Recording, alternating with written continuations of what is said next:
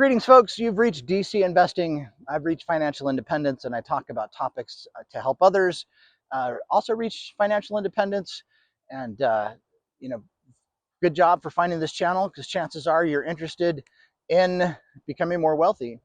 So today, my topic that I want to discuss is kind of fun. Basically, it is that all of my living expenses are now paid for by dividends from the stocks that I own. I guess stocks and master limited partnerships. And it took quite a while to get to this point. It's fun to be here now, but it has enabled me to do some other interesting investing strategies. And I have not quit my daytime job yet, so I haven't retired early.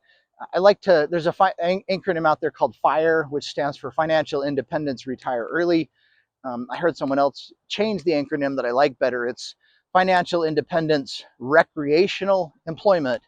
And so you get to choose what kind of employment that you want to do. And so, as I mentioned, I've been able to accumulate enough in assets over time that now my dividends that and distributions that come from all these investments cover all of my bills. And so, so that's enabled a couple different things. First, I am still working. I'm an engineer, but I was able to reduce the number of hours that I work from 40 hours a week to 30 hours a week. And so that still lets me get vacation, pays for healthcare. So I'm still an employee. I still work there, but it's a lot happier to work 30 hours a week as opposed to 40. Basically, I take every Friday off and I put 7.5-hour days in for 4 days a week. And overall, that definitely improves the quality of life.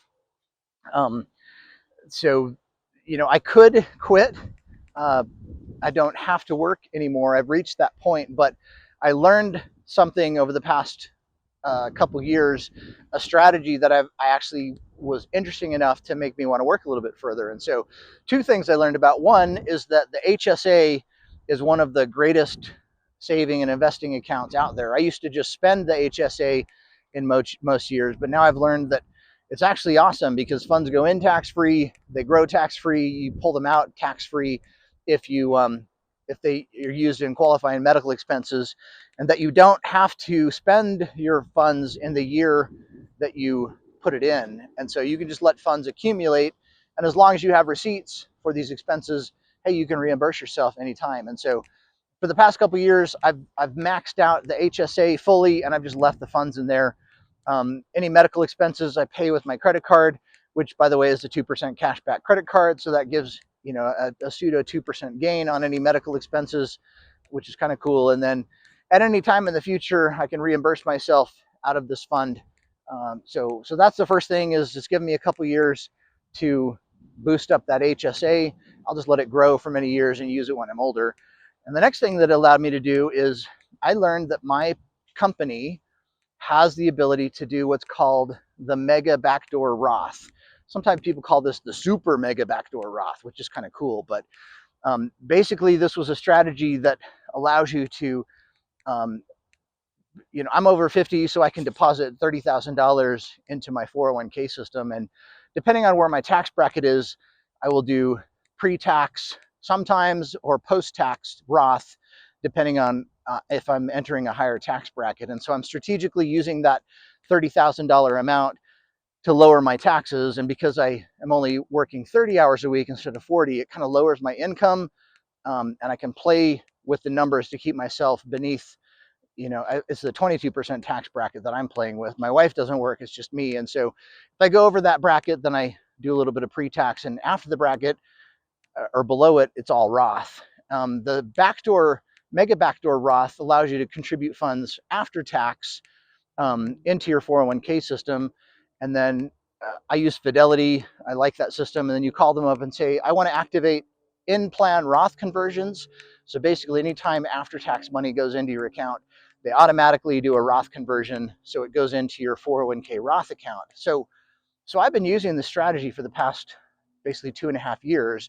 The first year, I had a bunch of investment income, and I needed the tax break, so I did $30,000 into the pre-tax 401k, and then I was able to get an extra $43,000 into the after-tax Roth account. And the more I've learned about Roths, the more I like those funds, and that once you pay tax on these things, you never have to pay again. And because I was maxing out to the hilt every pre-tax thing that I got, I was going to pay taxes anyway on that $43,000. So I may as well push into the Roth. I was going to be forced to pay taxes anyways. And now, once the tax is paid, I never have to do it again. And so the next year I did this, I just did all to Roth because I'd gone to 30 hours. I didn't have I'd shifted my investment strategy so that I didn't have a bunch of capital gains that year. And I did about $74,000 into that Roth account, which is so much higher than the average person with a Roth. Sorry, 401k Roth.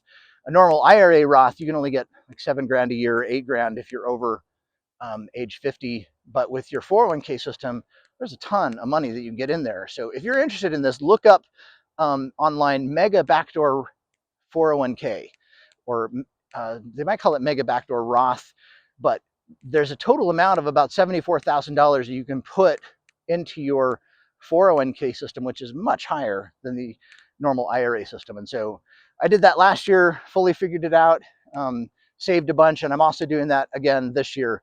So I will push another $74,000.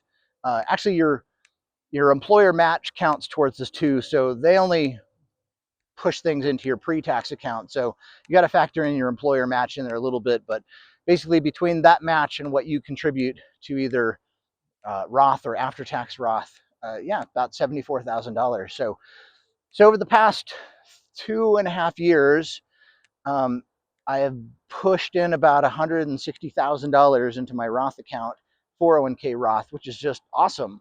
And I can use those funds however I want. In the future, they grow tax-free.